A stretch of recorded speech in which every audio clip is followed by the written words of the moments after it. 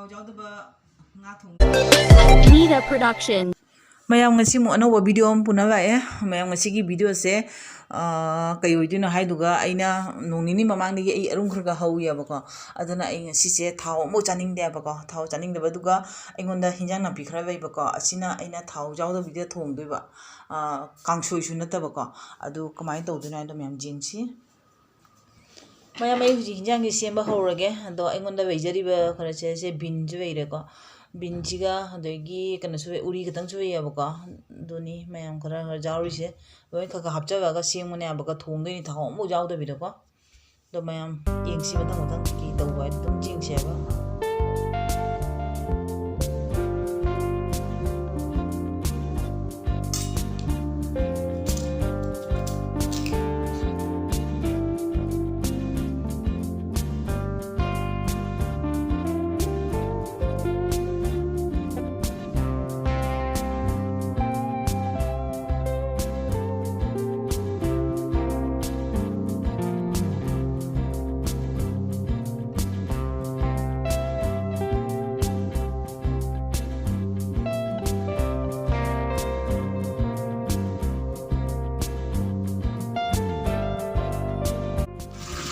mayam ai ji hinjang na bide samtho ko ra ga khang de thang ga we ngak san ngai na ko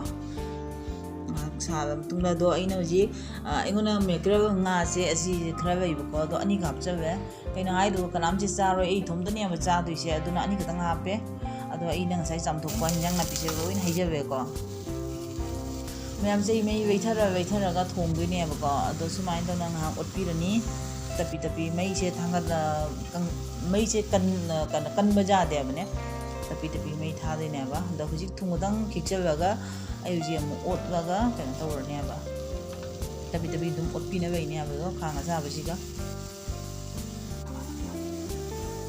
sini mayam hawgodra hawroidra comment dum haibiro ba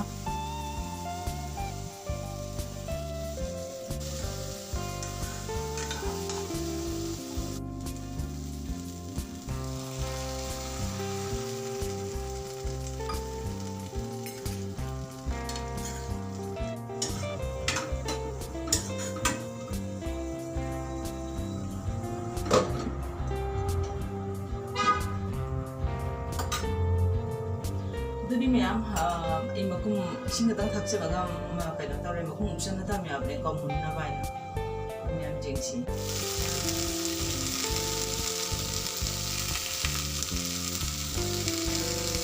mayam ai de thoki bi jang je hauni haure do mayam comment da haibiro ba ko ngi ingsi mayam jana di sauri ma ji takha ba ka thange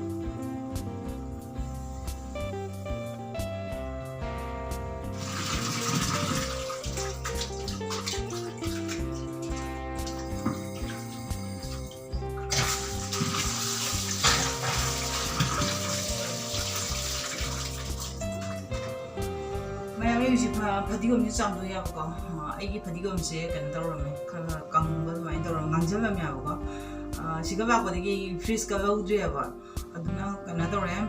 fadigom ni thamba ja da bane aduna ka ngarang lo buni ngarang te na lo buni ba ko aduna kha ngangjal me aduna ai gi kha thakcha ba ge ba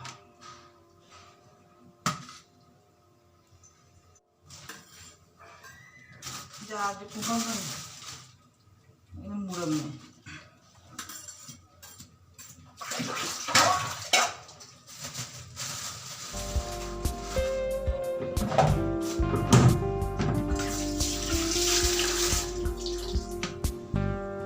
demi am MC mundure apa kau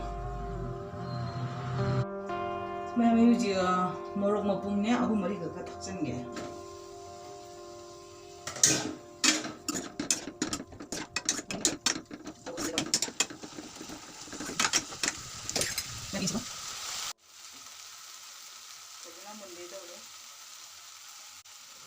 mayam phajana mul ai jare ko do hojik se nga otpi ra gane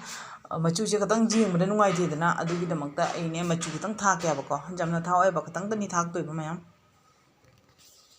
ꯁꯤ ꯀꯛ ꯊꯥꯛꯑꯒ ꯑꯣꯠꯄꯤꯔꯒꯅꯦꯀꯣ ꯑꯗꯨꯒ ꯃꯌꯥꯝ ꯃꯆꯨꯁꯦ ꯀꯩꯅꯣ ꯇꯧꯅꯕ ꯃꯣꯔꯣꯛꯁꯨ ꯈꯤꯇꯪ ꯊꯥꯛꯀꯅꯤ ꯑꯗꯨꯒ ꯃꯔꯣꯏꯒꯗꯤ ꯊꯥꯔꯔꯣꯏꯕꯀꯣ ꯃꯔꯣꯏꯁꯨ ꯊꯥꯔꯔꯣꯏ ꯑꯗ ꯁꯤꯅꯤ ꯑꯪꯀ ꯃꯣꯔꯣꯛꯁꯨ ꯈꯤꯇꯪ ꯊꯥꯛꯀꯦ ꯍꯥꯏꯇꯧꯔꯤ ꯃꯌꯥꯝ ꯑꯩ ꯁꯤ ꯆꯦꯡꯗꯤ ꯊꯥꯗꯣꯏꯅꯦ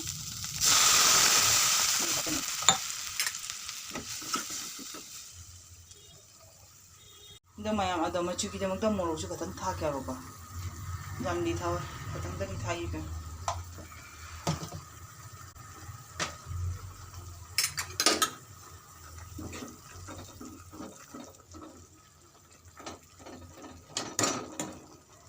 ꯃꯆꯨꯁꯤ ꯌꯥꯔꯕ ꯌꯦꯡꯉꯣ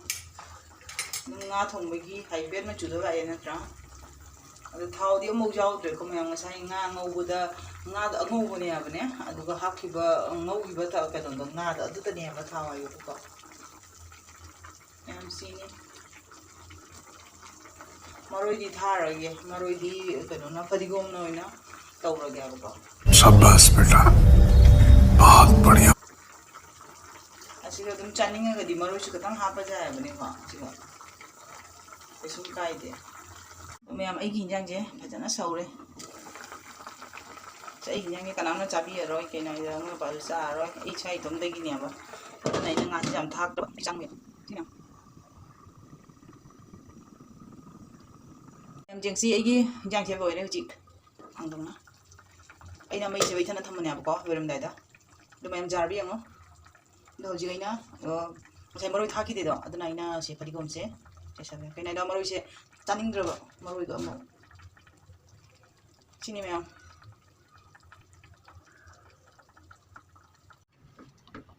मैम हिंजांसे हाके थाव जादब हिंजांसे मैम सिनी मैम हिंजांग मैम सिनी कनो थाव जादब हिंजांसे nga thongba sida waire ma'am aduga ai chabagi video gadi uyaroge matang sigane ai weisina badum tawrage ma'am chabagi video uyaroge abaga ado anoba ichini naw sing jawrogadi ma'am kano tobiro subscribe to view like to view aduga phajaba comment dum pibiro aba ado ngasi go ina igi video se siga tamna tawrage ma'am aduga igi hinjang je hauni haure abdo ma'am comment da haibiro to nga thongba kano jawdaba thaw jawdaba nga thongbani ma'am